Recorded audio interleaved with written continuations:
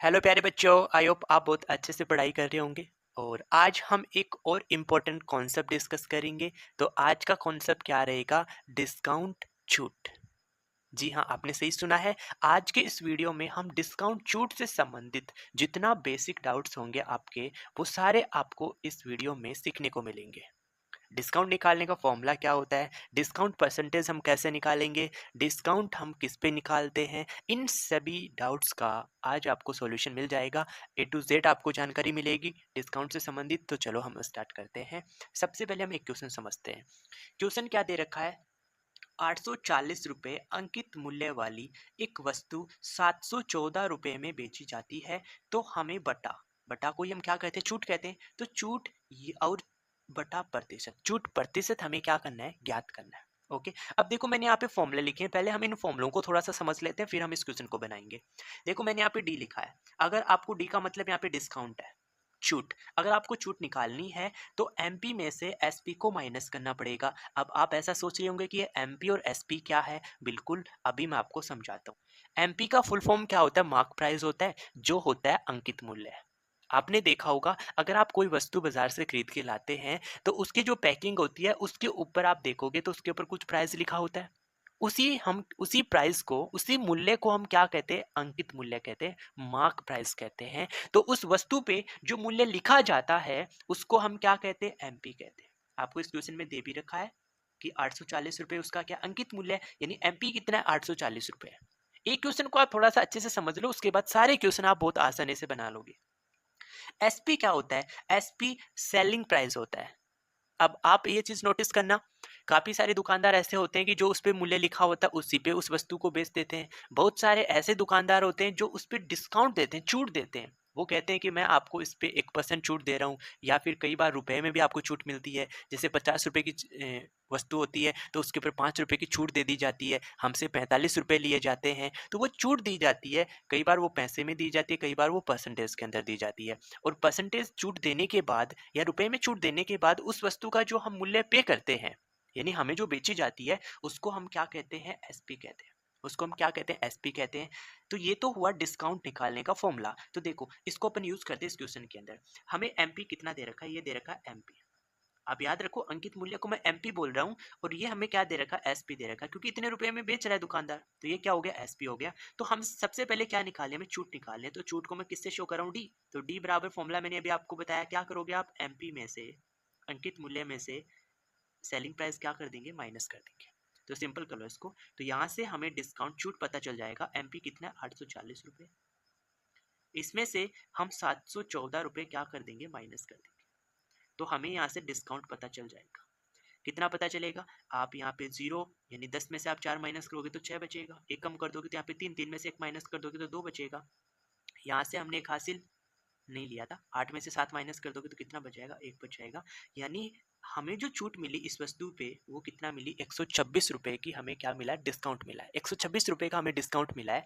फिर हमसे इसने पूछा कि आप छूट प्रतिशत बटा प्रतिशत भी ज्ञात करो। तो हम इस छूट को प्रतिशत में कैसे चेंज करेंगे? तो उसके लिए मैंने यहाँ पे फॉर्मूला बनाया कि अगर आपको डिस्काउंट को प्रतिशत में बदलना है तो उस डिस्काउंट को आप किससे भाग दोगे? जो अंकित मूल्य था उससे भाग दोगे।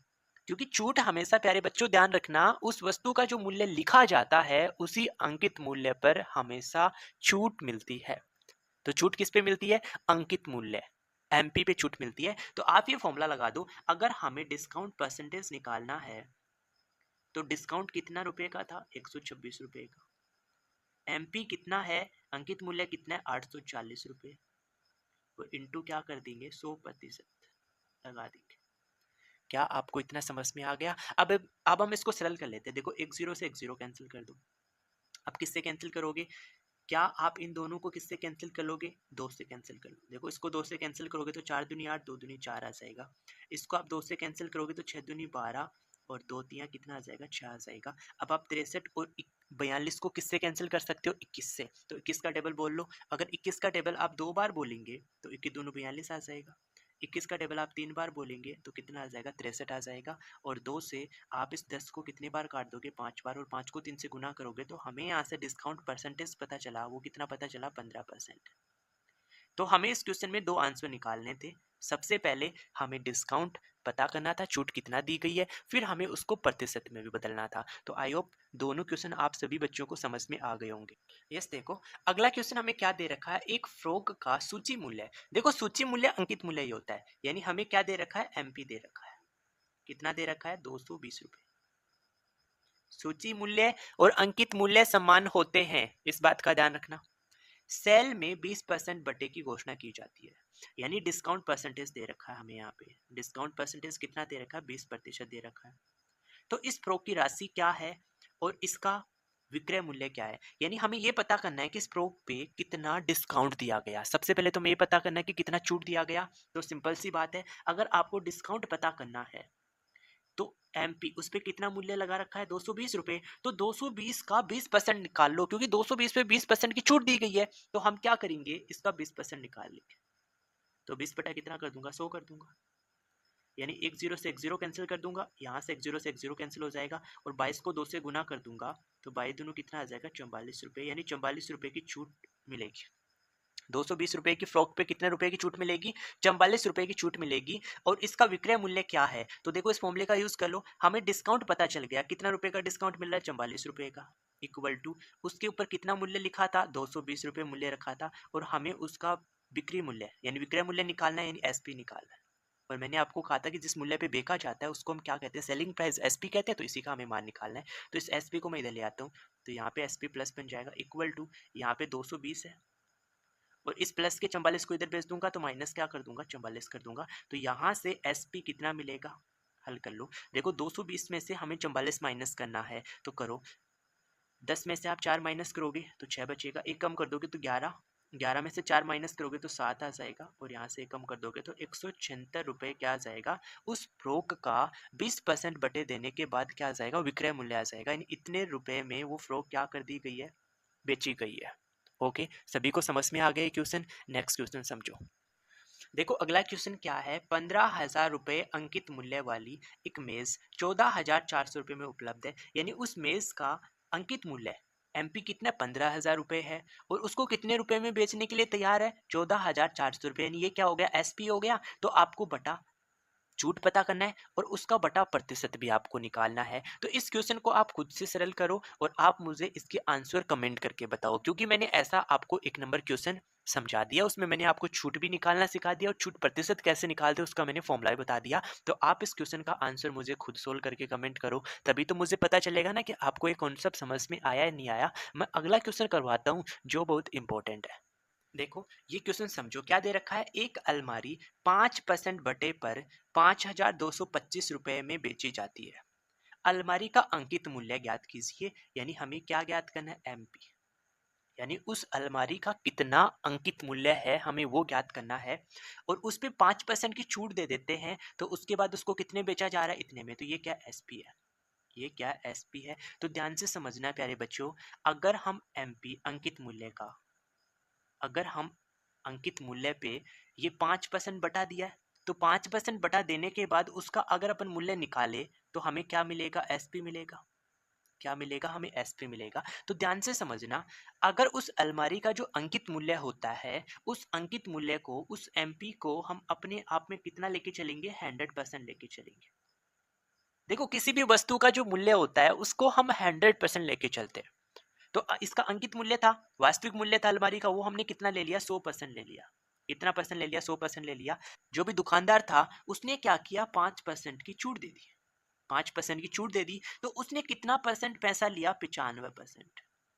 यानी उस दुकानदार ने कस्टमर से कितना पैसा लिया, 95% पैसा लिया उसकी अंकित मूल्य पे। तो अगर हम इस एमपी का अंकित मूल्य का 95% निकालेंगे तो हमें क्या पता चल जाएगा, जितने रुपए में बेचा वो मूल्य पता चल जाएगा, एसपी पता चल जाएगा। अब आप इसको सरल कर लो। देखो एमपी हमें नहीं पता, हमें तो ज्ञात करना है एमपी इंटू, हमें अगर इस एमपी का 95% निकाल ले, 95/100, तो हमें कितना मिलेगा, जो मूल्य, जिस मूल्य पे बेचा जा रहा है, 5,225 रुपये में बेचा जा रहा है। अब आप इसको सरल कर लो, यहाँ से एमपी का मान निकालो, आंसर पता चल जाएगा। देखो एमपी बराबर इधर कितना है, 5,225 रुपये है। ये 100 यहाँ भाग में इधर आएगा तो कहाँ पे आ जाएगा, गुना में आ जाएगा। और यहाँ गुना में 95 इधर कहाँ आ जाएगा, भाग में आ जाएगा। क्या आप सभी को इतना समझ में आ गया? अब इसको सरल कर लो, यहाँ से हमें उस अलमारी का अंकित मूल्य पता चल जाएगा। सबसे इम्पोर्टेंट और सबसे शॉर्ट मेथड मैंने आपको इसका सिखाया है, बस इसको हम कैलकुलेट कर लेंगे, हमें आंसर पता चल जाएगा। तो हम पहले इन दोनों को किससे कैंसिल कर देते हैं? 5 से कैंसिल कर देते हैं, तो 5 से डिवाइड कर दो। देखो 5 से आप 95 को डिवाइड कर दोगे तो 19 बार चला जाएगा, और आप इसको 5 से करोगे तो पहले 5 एकम 5, फिर 0, फिर 5 चौक 20 और पचम 25, 1045 आ जाएगा। क्या लगता है 19 से आप इसको भाग दे पाओगे? हाँ, 19 का भाग चला जाएगा इसके अंदर, तो पहले कितने बार जाएगा? देखो 19 का टेबल आप 5 बार बोलोगे तो 95 आ जाएगा, तो 104 में से आप 95 माइनस करोगे तो कितना बचेगा? 9 बच जाएगा। 9 के साथ 5 लिख दोगे तो 19×95 यानी फिर से 5 बार, यानी यहाँ पे 55 बार भाग जाएगा 19 का 1045 के अंदर, और इंटू में कितना आ जाएगा? 100, ऐसा कैसा मल्टीप्लाई में लिख देंगे। तो यहाँ से हमें उस अलमारी का अंकित मूल्य कितना पता चल गया? 5,500 रुपये। 5,500 रुपये, यही इस क्वेश्चन का क्या था? आंसर था। यानी उस अलमारी का जो अंकित मूल्य था वो 5,500 रुपये था, और उस पे 5% का बटा दे दिया, छूट दे दिया, तो हमें कितना रुपया उसका पे करना पड़ रहा था? 5,225 रुपया हमें पे करना पड़ रहा था। तो हमें बटा दे दिया, और उसका जो मूल्य जो हमने दिया, जिसपे उसने बेची दुकानदार ने, वो मूल्य दे रखा था, और हमसे क्या पूछ लिया? अंकित मूल्य। तो कितने आसानी से मैंने उसका आंसर बता दिया। बस अगर आप सभी प्यारे बच्चे अगर इस एक लाइन को बनाना सीख गए तो ये समझो इस टाइप के क्वेश्चन को आप बहुत आसानी से कर सकते हो। एक बार फिर से रिपीट कर देता हूँ, अगर किसी स्टूडेंट को डाउट रहा है तो प्यारे बच्चों ध्यान देना, जो भी उस अलमारी का अंकित मूल्य था उसको आपको क्या लेना है? 100% लेना है। अब 100% आपको मूल्य उस पर लिखा हुआ था, अगला दुकानदार ये कह रहा है कि मुझे 5% कम दे दो, यानी मैं आपको 5% की छूट दे रहा हूँ,